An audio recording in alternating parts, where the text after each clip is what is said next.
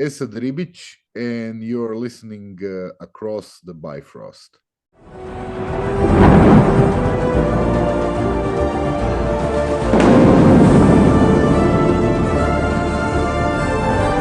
Whosoever holds this hammer, if he be worthy, shall possess the power of Thor.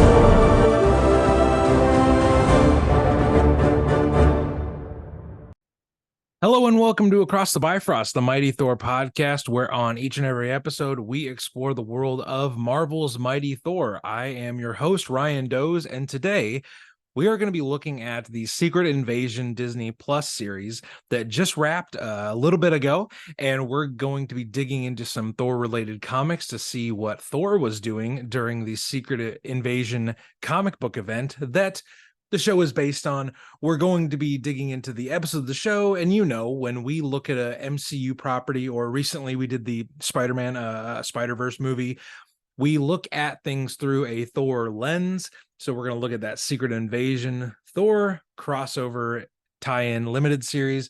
And then we're going to talk about Samuel L. Jackson and all the awesomeness that went into Secret Invasion. I am not doing this alone today. I will be joined in a little bit by Matt Carroll, one of our friends from the Stranded Panda Network. I've been over there a few times on Source Pages and Multiverse News. It's a great network of shows, fantastic hosts. Our friend Haley Hobbs is over there all the time doing all sorts of awesome stuff. But Matt is going to join us. He is the originator of Stranded Panda Network, and we're going to talk to him a little bit about where that came from and, where the idea of it all came from and how he's assembled such a great cast of cool podcast hosts and creators over there. So look forward to that. But before we dig into our review, I just wanted to take a short minute here at the beginning of our podcast to wish a congratulations to one of our Warriors 3 members. You know him as the Faz Guardian, and Chris Fazio is just one of my best friends, especially now that we've gotten to know each other so well over this podcast. He had a big day this last weekend. Chris got married, and he's been off most of the summer from Across the Bifrost, so we haven't been able to talk that much about it, but I can assure you Faz is coming back real soon. Will is coming back real soon. The Warriors 3 will be united very, very soon. And we're all coming back together for a very special episode that we're all just very excited about. In a few weeks, you'll get to hear that. So if you think about it, wish Faz a happy wedding. He can be found at the Faz Guardian. We have not forgotten about him. He is one of the favorites. So he's coming back. He's just been really busy with wedding planning. And also, if you're a big Will Rose fan, Will's coming back very soon. He's had a huge summer of doing summer camps and surf camps, and he's a busy dude. He's the busiest bald dude in entertainment. I mean, probably next to Dwayne the Rock Johnson. But these guys are just really good friends of mine, and of course you know them here on the podcast as the Warriors 3. We keep up with each other a lot on our Most Worthy group chat. And I miss those guys. I miss creating episodes with them, but they're coming back very soon. I just wanted to give you guys a little bit of a update on that because they are our regular co-hosts, and it feels like we haven't had them in a while. Does it feel as long for you guys listening right now as it does for me? Probably not. I do not do not enjoy being without those guys. So if you think about it, reach out to them, wish them well. They're coming back real soon. And going into the fall, we've got so many things to look forward to. We've got Loki season 2 coming up. We've got Immortal Thor #1 dropping in just a matter of weeks. And if you want to keep up with everything we're doing here on Across the Bifrost, you can join our Thor Core on Patreon. And for a few bucks a month, you'll get early episodes, you'll get bonus episodes, and you'll learn about what we're going to be doing on the show way before everybody else. So if you're able to, if you want to choose that next level of support, click the link in our episode description and you can join the Thor Core today and get all those perks for the Thor Core members. Those of you that already support us, you are awesome.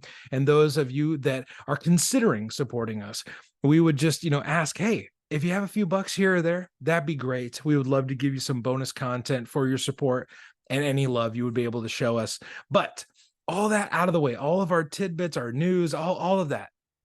We are about to jump into our MCU review with Matt Carroll about Secret Invasion, and we're going to find out what was Thor doing during the Secret Invasion comic book event. All of that and more after this brief little break.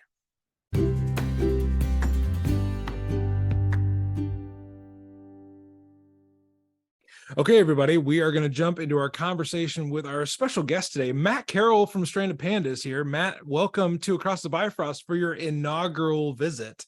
This is exciting. Hey, what's up, Ryan? Good to be here, man. Thanks for having me on this side of the Bifrost.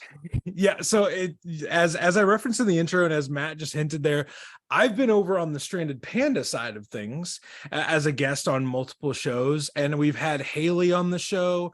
We've had Brian V. Klein on our show in the past, but you are the originator.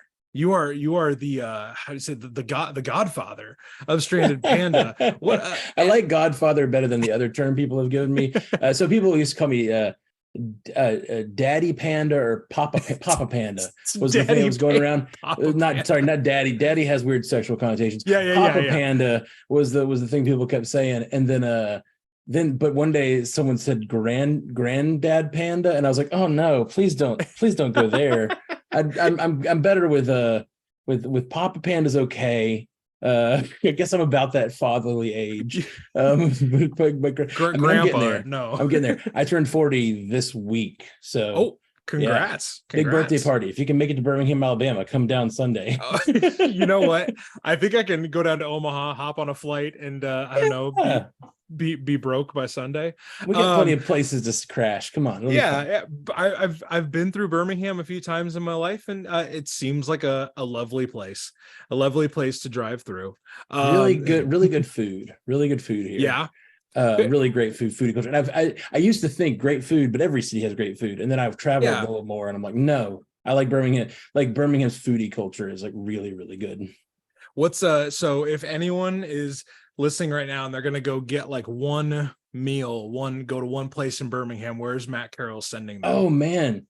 See, you're killing me with that. I don't even have a good answer. It's literally like every bar in the middle of the night or every like late night restaurant has like just really good stuff. Like I pull up to almost any counter and I'm like, oh yeah, I have a favorite. Wings are the best here. And this place has the best like Euro meat, and this place has the best like whatever hummus, and like just like every place has a weird. It's just like something about the city. I don't know. I've spent a little bit more time in other cities recently traveling for music, and it's just like I get there and people tell me this is the best food here. Go there, and I'm like, this was not even close to what I get in Birmingham. So I'm a big Birmingham snob about food, but I can't really tell you it's like one thing. It really feels like there's just like something in the water or something. It depends on what you want, where you're at. Yeah. But one of my favorites is there's a place that's kind of terrible, but it's like something I grew up on, I guess. It's called Al's, and it's just this Mediterranean middle of the night place that's open 24 hours a day, and it's one of my favorites to go to, but it's not by any means like the best food in town. It's just like one of my favorites, just to name one. But kind of one of those like nostalgic hole in the wall places. But I still go there all the time. There and another place called Purple Onion, which are basically the same thing. It's like, you know how I don't know if you've ever been to Philadelphia. They have like the cheesesteak places. They'll have the Geno's and Pat's are two cheesesteak places that are on these corners across from each other, and they it's like the war of the cheesesteak places. They're the two that everyone says the tourist two that everyone goes to get cheesesteaks, but they're right across the street from each other. Sort of the same thing. We have these two Mediterranean places that are right across the street from each other, and they're very similar, and they're just both great. And they're both 24 hours, and you go there and like, you stumble in drunk and pick which corner has the shortest line, and they're both awesome. It's like and you like that spinning cone of meat, and just shave me off some of that. Man, I could go for a Euro right about now. Big old lamb Euro.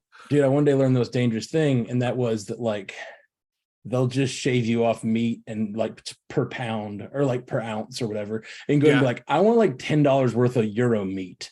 And so I'll just do that sometimes and like use it on sandwiches throughout the week, like at my house. That is such a good idea. And really, you know, if you're listening right now, you're probably like, well, hey, I stumbled onto like a vocal audio food blog, and I expected them to talk about scrolls and invading and stuff like that. But Matt, I wanted to give listeners a little bit of a a backstory of like, we talk about, shows that we love on Stranded Panda, Multiverse News and Source Pages are the ones that I'm the most familiar with. Where did Stranded Panda come from? Where, you're Papa Panda. I figure, you've got all the juicy details of where this idea began.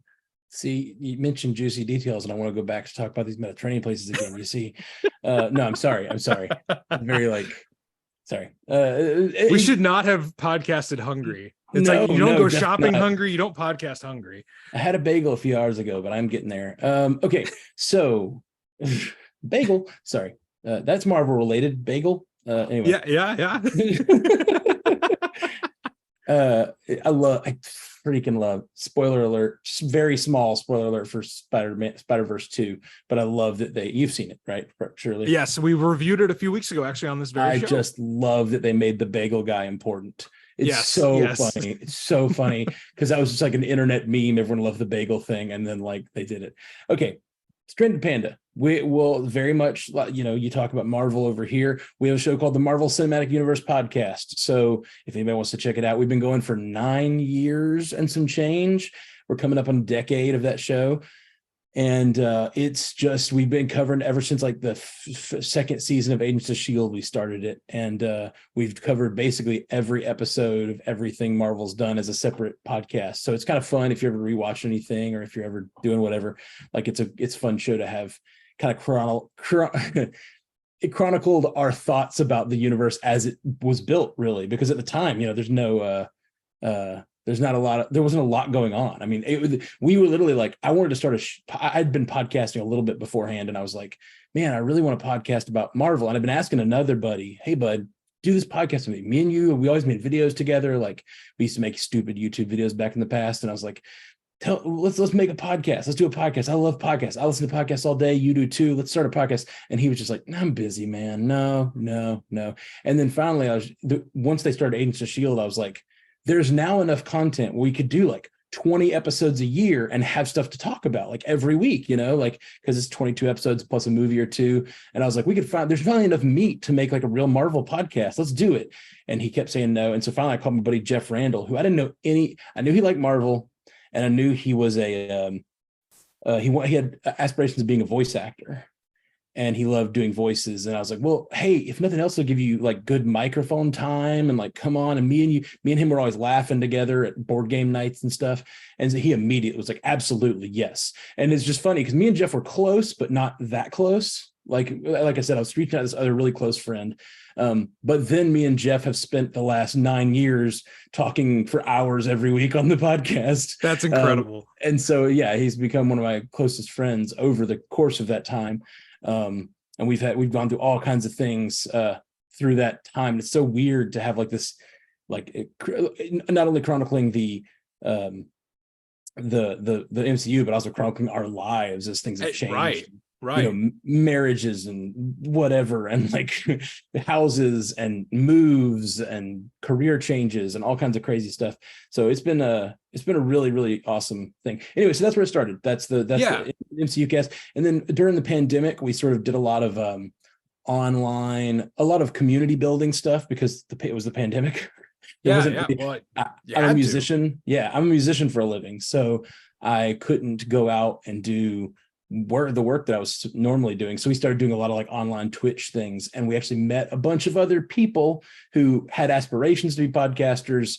And we sort of helped a few of them start other shows. And we, being sort of our show being a slave to the MCU, which we love the MCU, but it's also we tried a couple of times, hey, it's the MCU cast, but we're going to cover this Batman movie. And we get revolts from, every reviewer's 1-star review. This isn't about the MCU. I was like, this is not what I came for. We've been here 9 years. We wanted to talk about something else. Sorry. We want to talk about Batman, for God's sake. Yeah. So we started another movie podcast called Bingers Assemble and another TV podcast called Panda Vision. And so those have been really great. And most recently, about 20 weeks ago, it's about 6 months ago now, we started a show that you've been on twice called Multiverse News, and it is fantastic show. So exciting. It's the fastest growing podcast in our company's history. Or say company is such a weird word for it. It's our little collection of podcasts in our network. It's what I meant to say. Our network's history is the fastest growing podcast. it's like it's just been really well received because it's basically just like we talk about a news story. We kind of read, there's a lot of prep work that goes into it, and we really try to research the news stories. We present the news, and then we actually have like, our sort of talking head take on the news. So by now there's like source pages and animation deliberation. We have a Star Trek universe podcast, just sort of expanded. It's been expanding from there. DC on Screen is another one. So yeah, we've just kind of gone out. And so there's about 9 shows now, 9 or 10 shows. I don't even know right now. But strandedpanda.com if anybody's interested in any of those.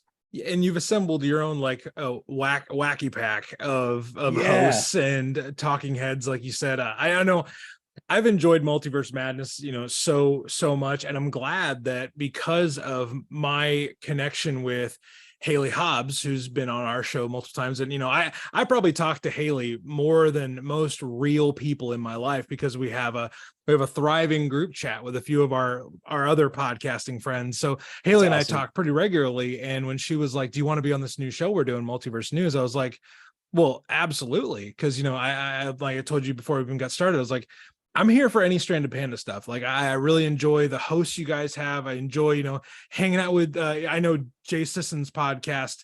It's Commute the Podcast.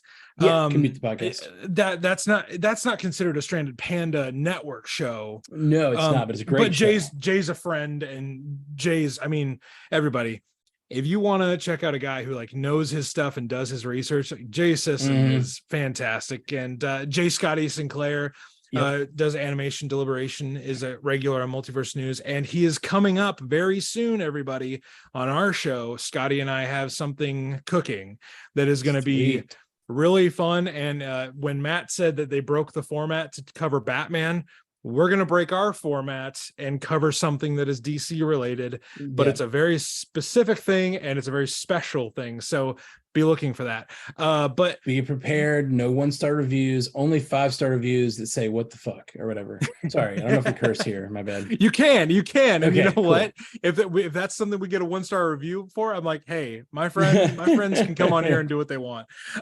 So Matt, the reason why we brought you on today was, I just wanted to talk and hang out and talk about MCU stuff. And the most recent thing is obviously the Secret Invasion Disney Plus show that got, let's say mixed reactions, to be very nice. But on this show, we look at everything through the lens of Thor, whether it's like we're talking about Thor movie or, we got the Loki show coming up that we're really excited for, comics, lots of comic news coming up. But for Secret Invasion, we are looking through the lens of Thor. And during that comic book event, there was a small limited side series that set up Thor's interaction with the wider Secret Invasion event. So Matt, you read some comics for me, and I appreciate that because you are a self-avowed, not a regular comic book reader. And I just wanted to know, like, I'll give people a little bit of a synopsis, but like, what is it about, like, the MCU movies, really you gravitate to those, but like why has there been like a disconnect with comics? It's just not your bag. Like, maybe give people a context for you before we jump into reviewing comics. Yeah, absolutely. And I appreciate you giving me that chance because I definitely I love the comic book medium. I grew up reading lots of comic books, but I also grew up very, very poor. So the only comic books I ever was able to get a hold of was the 50-cent bin. And you are lucky to find anything in and I think when I first started, 35 years ago or whatever, there was the quarter bin. Like, it was a little bitty, like, whatever, trash comics basically. And it was things they just had way too many copies of, And so you're really hard pressed to ever find an actual run of comics. So I read a ton of comics as a kid, but it was always like number 43, then number 67. And I'm like, what happened in between? I'm like trying to read between the lines and like make up headcanon for like what's going on in between these books. I just never had a full run of comics in my life. I say that once I got to like college, it was college before I really read like full runs of books. And then I just sort of read sort of little niche things here and there. I was a big Joss Whedon fan. I guess that's the thing is, like, once I comics, because I never really had a community that was reading them that much, and I never really had a chance to read in depth. I never like dived real deep into comics. It was always like just a beautiful medium, like the pictures and understanding the characters, but not really getting full stories. So I cut my teeth watching TV, and like the geeky stuff that I loved Star Trek. I was a real completist with that. Like watched all of Star Trek, which so when the MCU started, so Star Trek, and then there was Buffy the Vampire Slayer and Angel and those spinoffs. Those were my favorite shows, like Star Trek and Buffy. And those are big, expansive universes. They're sort of tight continuity things.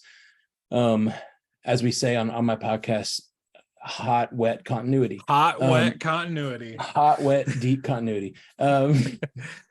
We explained that on Multiverse News. I remember when I was on Multiverse News last, you said it just offhandedly, and I was like, hold on, I'm gonna need you to rewind a second and explain that shit. It was even funnier.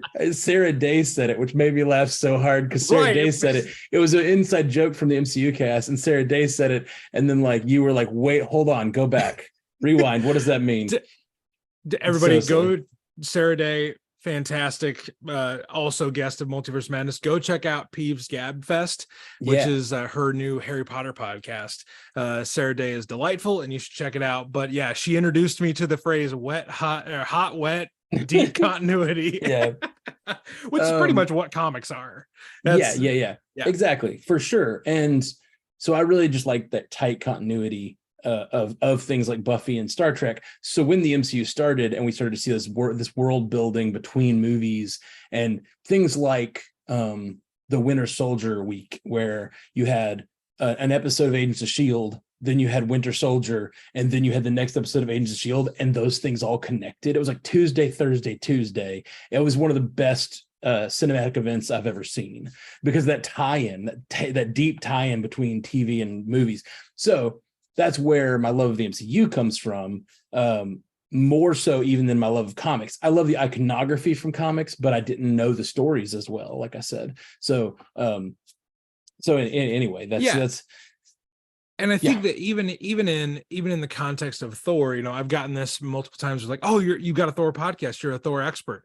No. I am a Thor enthusiast who is always wanting to expand his knowledge on the character that I love, that I've loved for a long time, ever since I was the little kid watching Star Wars and Lord of the Rings, wondering, is there a thing that combines both of these things? And then I found Thor, and I found Thor comics and Thor movies.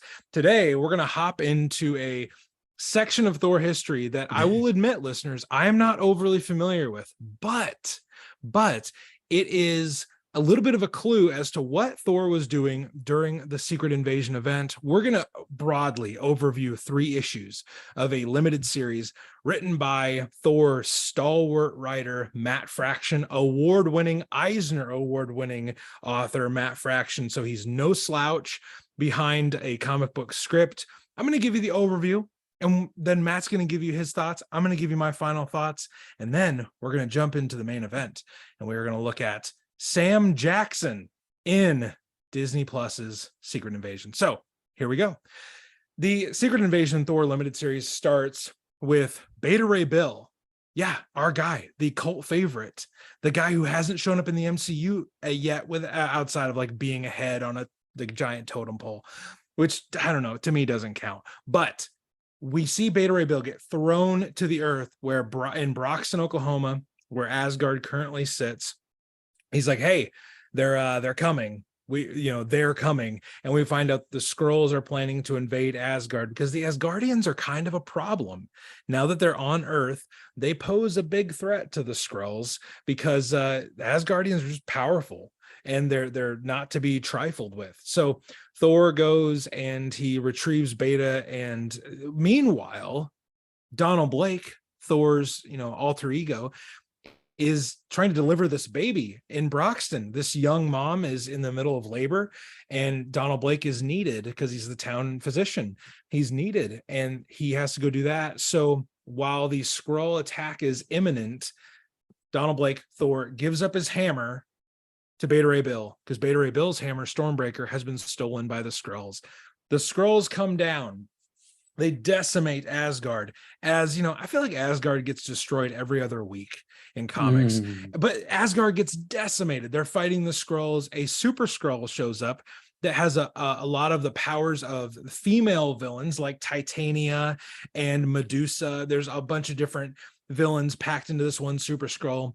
Beta Ray Bill, Balder, the Warriors 3, they all fight against the Skrull invasion as Donald Blake is delivering this baby. The baby is delivered. Thank goodness. And we then see Donald Blake go back to the battle. And as Beta Ray Bill is like giving this super Skrull his best shot, Donald Blake shows up and he's like, steps right in front of her. And he's like, okay, that's the end of issue 2. The culminating battle is essentially Thor and Beta Ray Bill against the super Skrull for the protection of Asgard, for the protection of Broxton. And then what happens, the way they defeat this super Skrull, which I thought was really great, because at this point, Asgard is a floating city above Broxton. They lure the super Skrull underneath the floating city.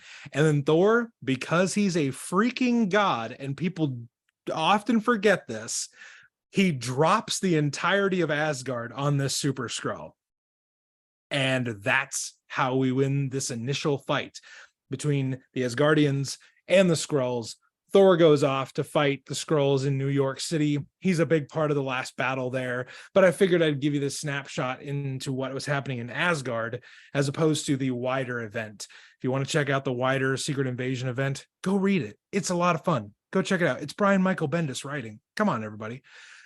That is what happened when Thor met the Skrulls. Him and Beta Ray Bill dropped a freaking city on a super Skrull, and that was kind of cool. So that is the 3 issues. I'm out of breath, so I'm going to let Matt tell you what he thought of these comics that I politely, but kind of like a little forcefully was like, hey, Matt, you can read these comics with me, right? Matt, what did you think of this 3-issue event of Thor versus the Skrulls during Secret Invasion? It was really interesting, and a lot of it was weird because, like I said, I haven't read hardly any comics full runs until later in life. I read a few, and they were kind of like smaller indie-ish things or whatever. But this, I've heard a lot about the Thor comics, and I don't think I've ever actually read a Thor comic. I've read a lot of comics with Thor in them, but never read a Thor comic really. I'm glad we could be your first then. Yeah. My introduction to Thor was like Adventures in Babysitting. So I mean, I was like maybe 4 or 5 years old, but I still remember seeing Thor in that and being like, so I think like my dad was like, that's a comic book character they're kind of referencing, or like, like the God of Thunder, and that's a comic book character. And I think I like connected it when I was like 4 or 5. That's fantastic. When I first understood who Thor was. So even at that time, I was more focused on the cinematic apparently.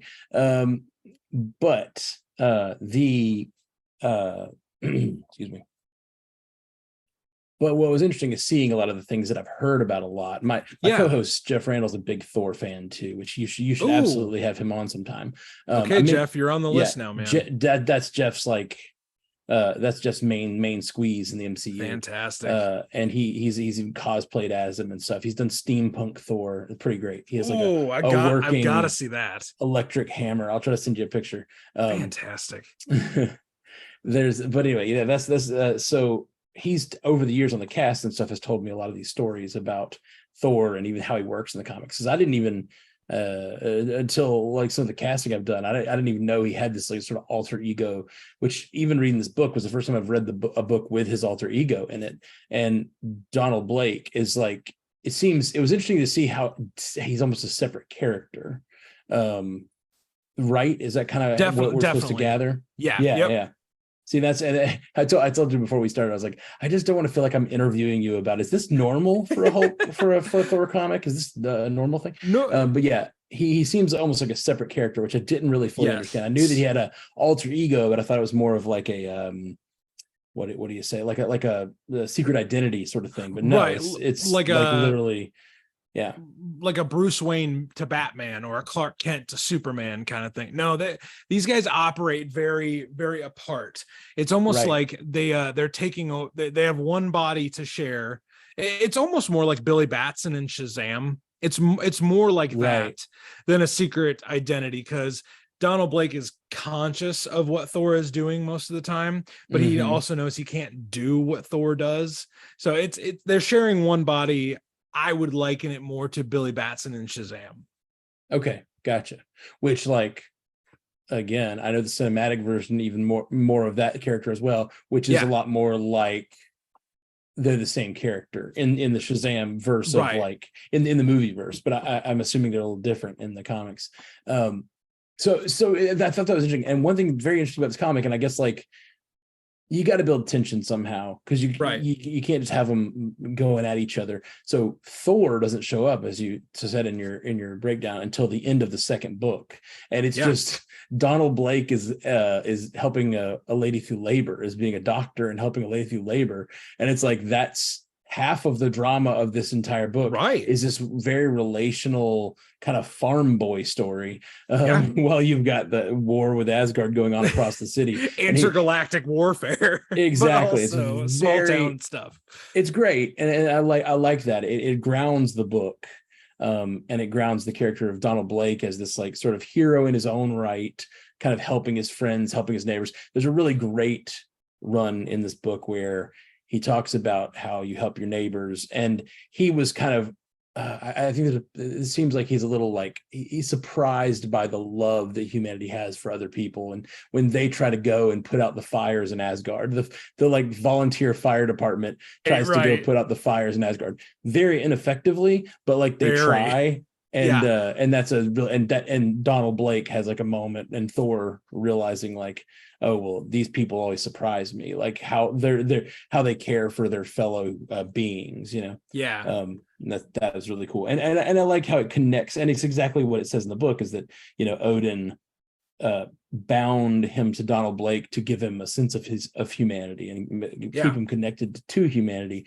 And like I like how clearly in this book particularly that is done. And it was neat seeing Beta Ray Bill, like, and this how they're building him up as this as you said, cult favorite, which I've always heard but never actually read a book with him in it. And so the brotherhood he has with Thor is a very strong connection for, like, even I have a great affection for Beta Ray Bill even after this one book. Right. Well, and everybody, if you're like Matt, and maybe you're like, I've heard of this Beta Ray Bill character, I'm not overly familiar with him, I would highly recommend you go check out our episode that we did with Will Rose about Daniel Warren Johnson's Beta Ray Bill miniseries, Argent Star. It is one of the best 5 issues of comics you will read this year at least. It is a fantastic book, tons of heart, tons of action. And we are big fans of Daniel Warren Johnson on this podcast. So yeah, it kind of ticks all the boxes for us. But if you want more Beta Ray Bill, go check that out. The way that this little mini series ends is kind of alludes to something that's going to happen soon in the wider Marvel universe. At the end of Secret Invasion, we plant the seeds for the beginning of Norman Osborn's Dark Reign, and that is going to lead to the Siege event. The Siege event is all about Asgard. So there's a lot of Asgard-centric stories that are around this time in comics, and you know what, friends, we're going to try and cover them. It might take us a few years, but if you stick with us, I guarantee you we'll at least give you our best effort. So let me tell you, Jeff, as I said, my co-host, is constantly talking about Siege and how that's where he wants the MCU to go. So if you ever want to cover those, I'm pretty sure Jeff will join you for sure. Jeff, you've been volunteered for a mighty undertaking, my friend. So that's a little bit of what Thor was doing during the Secret Invasion. We also, on our Patreon account, on our Thor Core, if you join the Thor Core, you want the bonus episodes. We covered what Hercules, the Prince of Power, was doing during Secret Invasion as well. So if you want more Secret Invasion, go check that out. And this week on our Patreon, we're going to be covering the first time that Thor fought the Super Skrull, the original Super Skrull, the one with all the 4 powers of the Fantastic Four. We're going to cover that issue this week on our Thor Core. So click the episode link description, the link in our episode description. There you go. That's how you say that, Ryan. Click that. You'll get access to our bonus episodes, and you will, if you're already part of our Thor Court, you will have seen our instant reactions to every episode of Secret Invasion, which is what Matt and I are going to hop into right now. And this one, I'm not going to bother with a synopsis because there was so much going on here. I would probably forget some stuff. And I just want to open it up to Matt. Like, hey, Matt, what were some of the things that we'll talk about? Some of the things we liked about the show, talk about some of the things maybe we weren't that impressed with and maybe left us a little confused, and then give like overall final thoughts. But what were some of the things you liked about this Disney Plus series Secret Invasion, Matt? I think the acting is some of the best we've had. The acting's amazing. I mean, and to have a series on like a series level and series budget and everything, have Samuel Jackson, Lord, sorry, Kingsley Ben-Adir, Samuel Jackson, Emilia Clarke, Ben Mendelsohn, Ben Mendelsohn, just murderers row. Every main character in the show is like just an amazing actor. And so I just think that there's just really, really high caliber stuff happening on the show. I am not super happy with where it ended up going. Which I'm yes, we will definitely dig into that. I think a lot of people are feeling that. But like for the first 4 or 5 episodes, I thought the show was some of the best stuff Marvel had made. And I think it, and so I don't want to take that away from it. Right. Because I do think it has really, really high caliber stuff, and it just really great setup. Really, really well produced, well done. And even like how it ended with the action sequences and stuff, really killer CGI, really fun fight sequence, all that stuff. So like it has a ton going for it. Right. And finally getting to know Fury a little bit. Right. Like the man behind the eye patch. Yeah.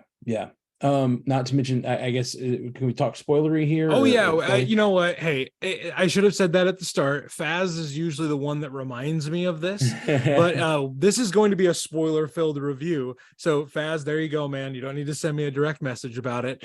Spoilers aplenty. Let them fly. Yeah, the Don Cheadle's portrayal as the Skrull was amazing. Just seeing Fantastic. Don Cheadle get to be something so different that we've seen him in the past. Yes. And you know, it's so funny. We still don't know exactly when he was Skrullified, but it seems to me it was probably somewhere shortly after Civil War. And then we look back at some of those most recent appearances of him, like when he talks about murdering Thanos as a baby, or when he talks about like some of that humor is kind of hitting like, oh, that could absolutely have been this Skrull version of him. That's pretty dark humor. And it kind of reminds me of there's deleted scenes from Endgame. Yeah, it's Endgame. Sorry, Infinity War, Endgame all kind of run together. Yeah, but in Endgame, when they're talking about the time travel, and he's talking to have you seen the deleted scene where he's talking to Captain America? No, and he says, I haven't. Oh man, there's a great deleted scene where he's like, so you had to, why'd you have to take the plane down in the 40s? Like, why'd you take it into the ice? Yeah. And he's like, I had to, there were bombs on board. And he's like, yeah, but like, you couldn't like jump out or something. And then like Captain America like looks like inside himself, like, oh, maybe that's not a bad idea. I definitely could have done that. Like, it's very, very funny. But like that sort of like him being a Skrull in that moment is so funny to me, because it's like a Skrull making fun of one of the Earth's greatest heroes, like making fun of his entire backstory and like the pain of the man out of time. He's like, you didn't have to do that. Why'd you do that? Like, it's really, really funny. Think about it logically. Like I talking about like when was Rhodey Skrullified? I saw this meme that was like, people are all confused about when Rhodey became a Skrull, but I think it's pretty obvious, guys. And then it's just a picture of Terrence Howard and Don Cheadle, and it's like, that's pretty good. Like, Don Cheadle does an amazing job in this series. I think he's one of the it feels weird to call Don Cheadle a breakout star of a series, but the Mm. series really isn't built around him. It's built around this tour de force that we know as Samuel L. Jackson. And Mhm. Don Cheadle does such a good job in that supporting role of being really, anytime he's on the screen, he just chews it up. And Yeah. any interaction he has is fantastic. One, talking about the acting, talking about the quality of actor that we got in this series. There's two things I just wanted to note here and maybe get your rebuttal, your thoughts on. I feel like the strongest points of this show were when we had actor A and actor B sitting across the table from each other, Mhm. or in a one-on-one situation. The dialogue in this series was so good. It was so well written. The conversations they were having made sense at the time they were having it. It was a very dramatic series built on the tension in conversation and not just we're gonna fight, and then cliffhanger, oh, come back next week. That was definitely not the vibe I got from the show. It was very, like, we did have big fight scenes, we did have good action, I'm not saying we didn't, but I feel like the true foundation and the pathos of this show was really, really good, and it was built in those conversations that we saw people have one-on-one. My favorite version of this was Kingsley Ben-Adir, his one-on-one with Samuel L. Jackson, with Nick Fury, in Mhm. quotes, at the end, him explaining his pain, him Yeah. explaining the betrayal he feels. I looked at my wife as we were watching this. I was like, I believe him. I Mhm. wholeheartedly believe him. Yeah. And he was definitely a villain that at the beginning I was like, what are we doing here? What is this? Like another blow up the universe, blow up the planet kind of thing. But as we peel back the layers on Gravik's character, we get to that conversation at the end, and I'm like, oh my gosh, I'm totally bought in. Like, Mhm. not bought in on him killing people, but I'm bought in on his methodology and it making sense why he's the villain for this show and why he specifically is going after Fury. So I think, yeah, the conversations were great, and Kingsley Ben-Adir did an amazing job as Gravik, and I didn't see it Yeah. coming. It makes me really excited to see the Marley movie later on this year, where Oh. he's going to be Bob Marley. So Yeah. That looks yeah, amazing. yeah, and to know One that Bob Love, I think it's Marley's called. yeah, and Bob Marley's family has like completely signed off on like things, and like that, just like Bob Marley was a big part of my childhood. My dad had Bob Marley on like all the time.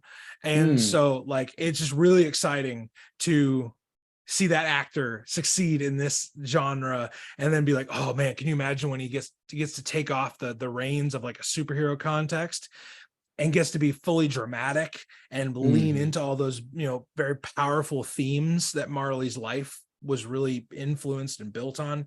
Yeah. I'm just excited at this point. That's why that whole tangent happened. So Yeah. And I don't know much about Bob Marley's story before I saw that trailer. And I still don't. I know what's in the trailer, but that his story seems absolutely fascinating. powerful, It seems really powerful, and there's like a lot of political and like a lot of like drama and even violence, and like it really like I'm very interested in that movie for sure. Yeah. And he looks, Ben-Adir looks like he just completely evaporates into Bob Marley. Yeah. Like he looks and sounds like Bob Marley. It's crazy. Yeah, and so it's definitely Kingsley was the actor in this series that really took me by surprise. But Matt, let's talk about our main man, Samuel L. Jackson. What did you think of him coming back into the role, and what did he add to this series? He was an executive producer on the series, so he's putting his money where his mouth is. He's putting his reputation back in this character. It kind of reminded me of when Ewan McGregor came back to do Kenobi. Like, he was also an executive producer on Kenobi. So kind of a similar, like, stepping back into a position that's used to be very familiar for these guys. What did you think of Samuel L. Jackson's portrayal in this series? I loved it. I think he is, as you said, a tour de force in this series. I think that there's obvious, like every problem I have with this show is kind of based on around some of the like decisions the writers made. It has nothing to do with the actors.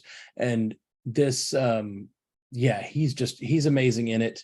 And like you said, there's so many great scenes with just two actors sitting across from each other and having all the drama is in that subtext of what's really going on, and like playing off of each other and what they're learning from each other. And I have to throw out Olivia Colman's name as well. Like I mentioned her earlier. She's amazing in the show.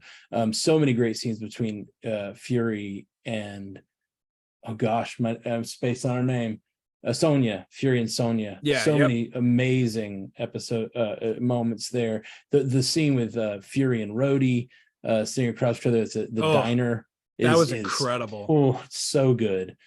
Changes context a lot now that we know Rhodey was a Skrull the whole time. But, right. And a lot of the amazing scenes we have in the show are, the context has changed greatly by what we find out, who we find out as a Skrull. And in some respects, it changes them for the worse. In some respects, it changes for the better. You mentioned, I don't want to go. Should I go negative? Is it okay? Yeah, let's talk about the things. You want to talk about things we liked, and let's talk about the things maybe that left us confused, or that didn't make sense to us, or we just flat out. I don't even like to say this. Yeah, I don't either. Like it. Dude, believe me, especially and. Like, I don't like not liking something because I'm a fan of the thing and I want to like it. I'm there to like it. That's actually like the Stranded Panda. I feel bad coming on here talking about Stranded Panda and being a representative. No. We like it. No. I'm saying like being a representative of Stranded Panda, because my whole thing about Stranded Panda, our whole like ethic is we're having conversations fans do. We're here to talk like fans of the thing. And if you cross the line to not being a fan of a thing, it's sort of like, why are you podcasting about it? Why like are you here? If there's a lot of casts out there that are more hate than love. And like, I'm not saying you can't be critical. We're critical all the time, but like, I want to be there. I'm there to be a champion and be excited about the thing, be positive. But like, man,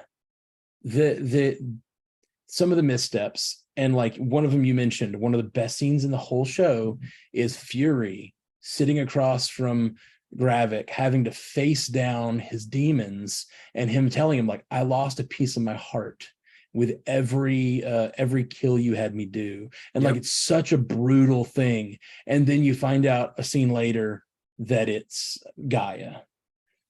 And that is not even talking to Fury. It's such a stupid thing. It's so stupid. It's so like it allows Fury to get off the hook.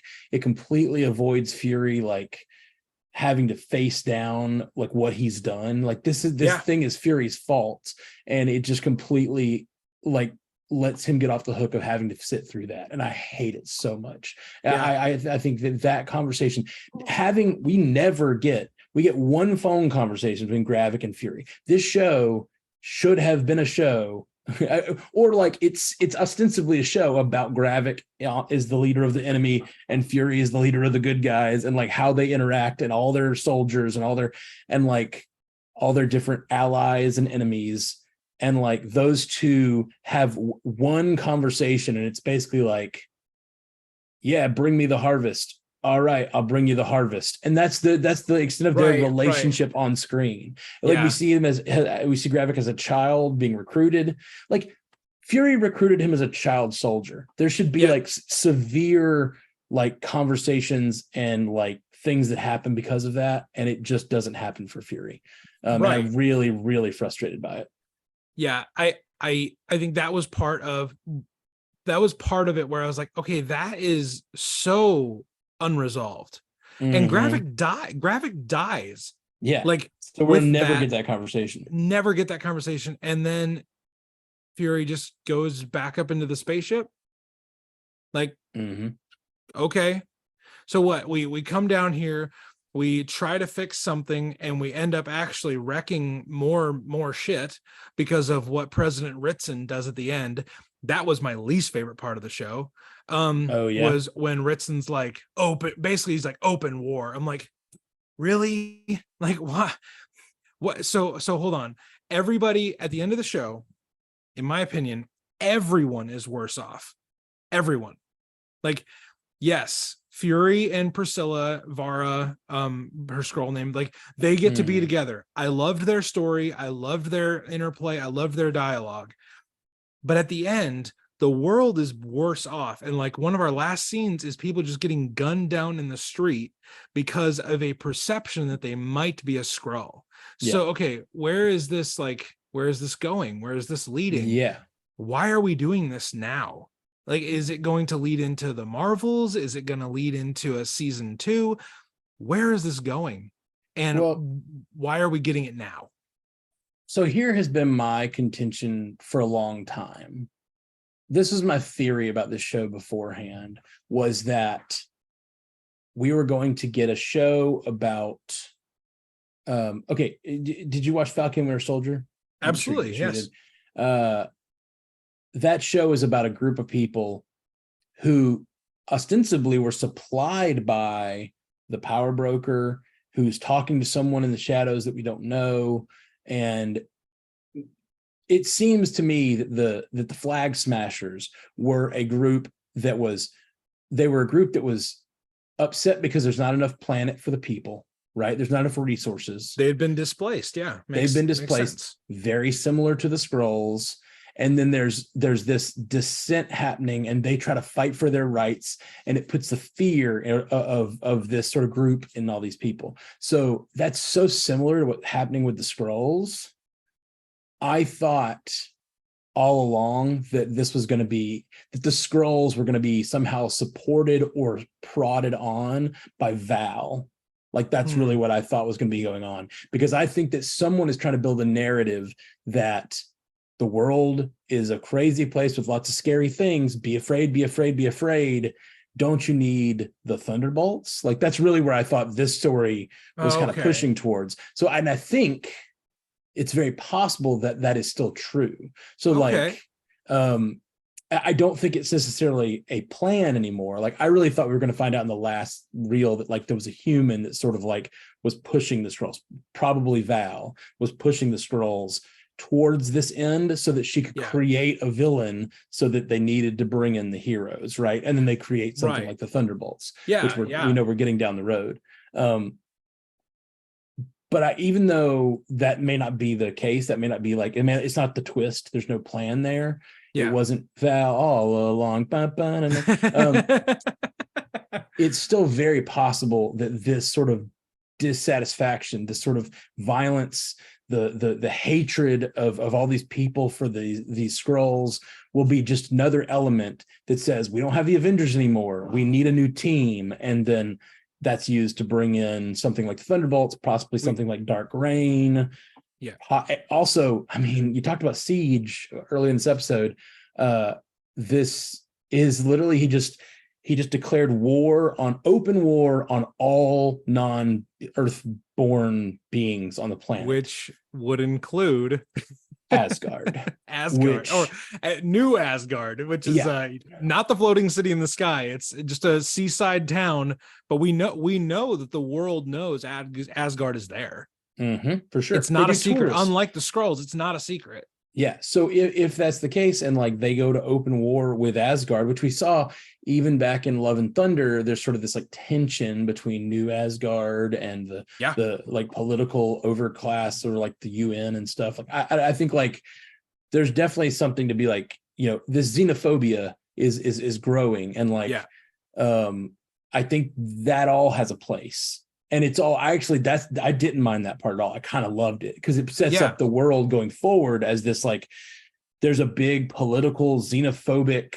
isolationist thing building in our society, which is not unlike the real world. And it's not unlike like things that they could really, if Marvel really wants to go there, which they're tentative to do, but like if they really want to get like a little political or a little like moralistic, I guess, social commentary, a little social commentary with their storytelling, they could easily go for like some of that classic, like, using aliens as a stand-in for the other, whatever the establishment views the other as, they can use an alien race for that. Like I said, Star Trek fan over here. Yeah, well, right. It's all about, all about the social commentary, which, again, I would not be against either. I think the turn at the end where Ritzen's just like open war, and I'm like, first of all, I don't make me hate Dermot Mulroney. Don't make me hate Dermot Mulroney for this. But then I was just like, it kind of just left a bad taste in my mouth, and I was like, so what? Fury gets to just go back up and not have to clean up his mess. Yeah. Well, he says at the end, that's real one-term president behavior, which to me was a threat. He's telling him, like, you keep down this road, like, I'm gonna take you out. Like, I know where all the bodies are buried. I'm the spy. Like, I can make sure you don't stay president. Which is interesting, because what if that then leads Fury or some team to help get Thunderbolt Ross installed as president, which is something they've already announced is coming.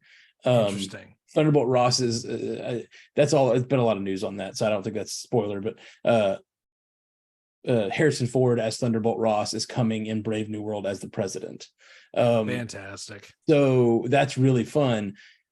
But like, if they replace him, like if they intentionally replace Ritson with someone they think will be better, and then he ends up being Thunderbolt Ross, who ends up, turning into Red Hulk and all this stuff that might be coming down the road, It could get wild, and there could be some wet hot continuity coming our way real soon. And Matt, any final thoughts on Secret Invasion as a whole, as a series? I know that maybe the plane was not landed in the most cohesive and likable way. But what were kind of your final thoughts on the series? Let me complain about one more specific thing. Fantastic. And then I'll give my because I really just complained about the one thing, which is like them not letting him have that conversation. Another terrible thing for this show is that in episode 5, he has this conversation with Sonya, and he's like, I gotta prove that I can win this battle on my own. And it's like, that is not Nick Fury. That's not a thing he's ever done. He is the Avengers creator. He's the guy who makes teams, builds S.H.I.E.L.D. Like, he builds groups of people to go out and fight. That's not Nick Fury. So what would have made this show make a lot more sense, and would have even made the Gaia and Gravik of it all make sense, is if like Fury has been trying to solve it on his own, and then the lesson he learns is that's not what I do. That's not who he is. That's not who I am. And then he goes out and recruits Gaia because that's what he does. That's what Fury does. And instead he has this conversation saying like, I'm going to do it myself. And then Gaia does it. Like Gaia is the big last battle. He still doesn't do it by himself. So it like makes no sense that he has that conversation with Olivia Colman's character, because like the whole last episode, yes, he's there fighting Rhodey, but he could have shot Rhodey in the previous episode. I maintain, like, Rhodey's sitting there at his gunpoint, like, yeah, you might get shot, Fury, but if you shoot him, he becomes a Skrull. Like, I don't understand how Nick Fury couldn't handle one bodyguard of the president, and he's like has a gun to Rhodey's face. Like, he should have just shot Rhodey at that moment and then walked away and be like, hey, that part's solved. Let me go help Gaia. Like, it doesn't make any sense to me. Anyway, that's the other big problem for me, is that the stated motivation of Fury is this, like, I'm going to do it myself. And then, like, that's not even what happens. It has nothing to do with who Fury is as a character. It's so bonkers to me that that's the direction they went. Narratively inconsistent. It's narratively inconsistent and character inconsistent. And it, like, doesn't, just so dumb. It's so dumb. So there's all these things they were building towards. And then I didn't like that in episode 5. I hated that, like, monologue at the end of episode 5, and then I hated it even more when they didn't even follow through with it. It would have been interesting if that's actually what he did. Like, he showed how powerful he could be, but he doesn't. He just like lets Gaia go fight Gravik and never even faces Gravik. Anyway, so that's my big annoyance for the show. But overall, Marvel did a thing they have been known to do in the past, which is kind of fumble the ball at the whatever, I don't know, sports 700, like the 1 yard line, 700 yard line. Is that a sports thing? We really should leave the football references to Haley, because I don't even watch football nowadays. Yeah, no, I know nothing about sports ball, but they fumbled the ball. But to me, they still left the universe in an interesting place that I'm interested to see them explore. Like Right. I often say this when a movie is not as good as I want it to be, when they don't make the property itself as good as I want it to be, but they still, I don't hate anything that happened. Like I like that Guy is a superhero now. I like this. I love Sonya. More Sonya, please. Yeah, more Sonya, please. I'm really excited to see. Like, I want Val to be a part of the future Ross administration and create the Thunderbolts and like all this stuff that could be really, really fun and cool. And then you've got Sonya across the pond with Gaia as like a counterbalance. It seems like maybe the world is going to sort of a war of its own, you know. Instead of just fighting external threats, they're starting to turn against each other a little bit. Like all that seems really fun and fascinating. So it does the thing Marvel has done many times where it's like I end a show and I'm like, that was unsatisfying. And let me say, this is a minority of the time, but it has happened before. Right. But I still like everything where the pieces are set for the next thing, you know. Yeah. Like I can't wait for the Marvels. What the next jumping off point will be.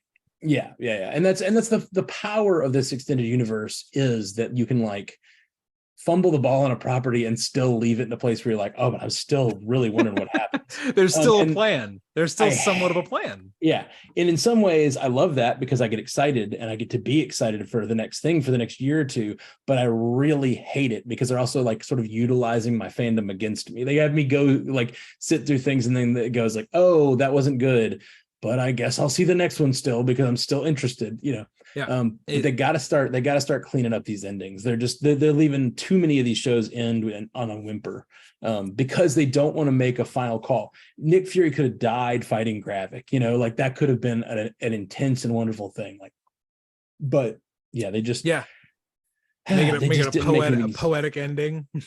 Yeah. But you know, so Matt, thank you for coming on and sharing all your thoughts and sharing kind of a little bit of the story of Stranded Panda. Where can people check out the shows? What are maybe some things you got coming on the shows, you know, that we just finished Secret Invasion, so maybe what's MCU cast going to be doing between now and Loki in a few months? Ooh, good question. Well, we always do a lot of feedback episodes. A lot of people write in. We get really good interaction from the fans, just like writing in. The listeners write in a ton and give us lots of things to like sort of spin off theories, and like there's a lot of theory crafting that will go on until the Marvels comes episodes. Out. Yes, we love that. A lot of fun. That's one of the fun things when you go back and listen to our episodes from the last 9 years is like the theories that we had, the theories we were so sure of that like just never happened. You know, when was Mephisto supposed to show up, Matt? Wait, tell me.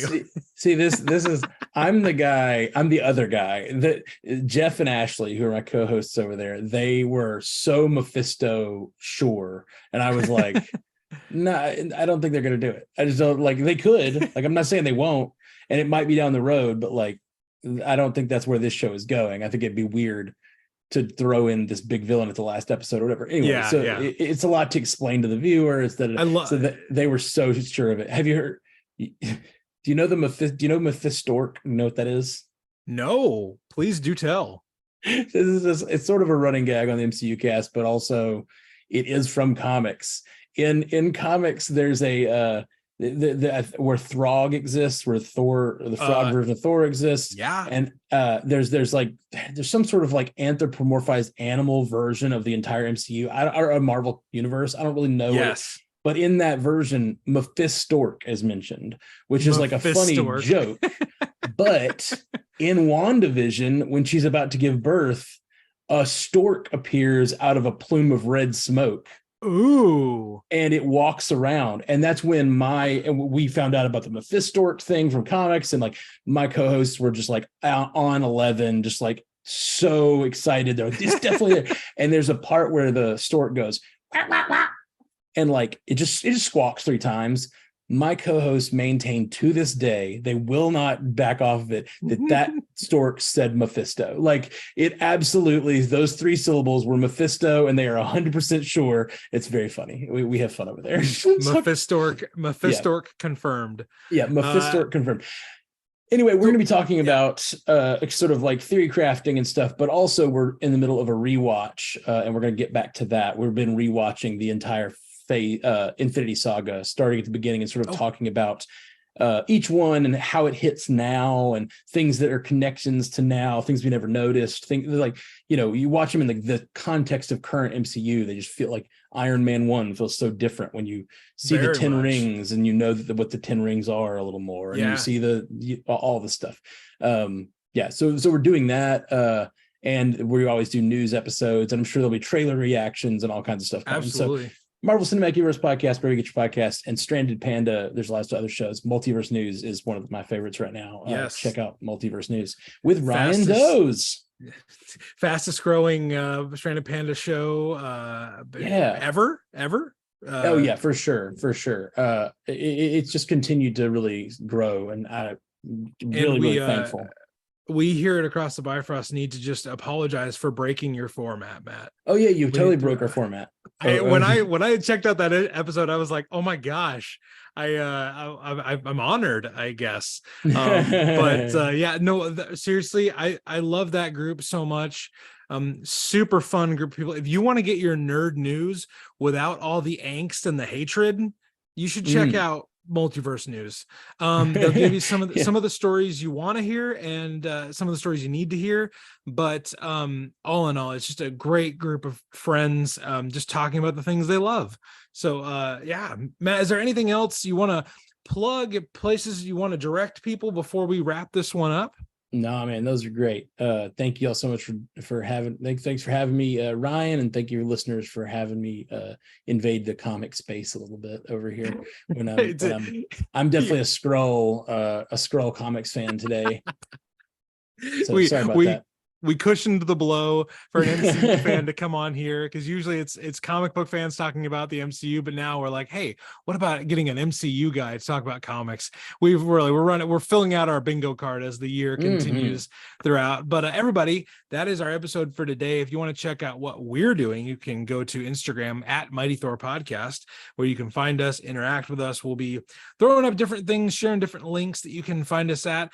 Also, one thing you need to be aware of, we have a code for Theology Beer Camp this year. Our buddy Trip Fuller has invited us back, and we're going to do a panel down in Springfield, Missouri. So if you want to get some money off your ticket and show up there and hang out with us, just go to the website that we're going to include in the episode description.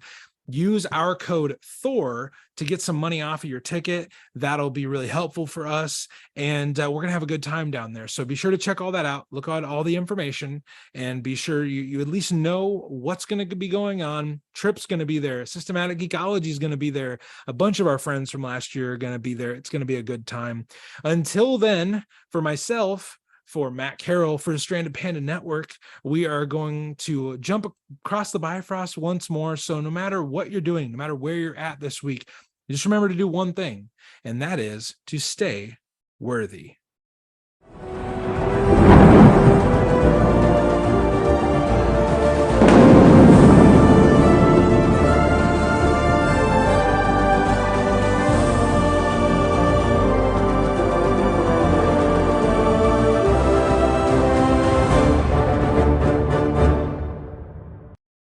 Do do do do do.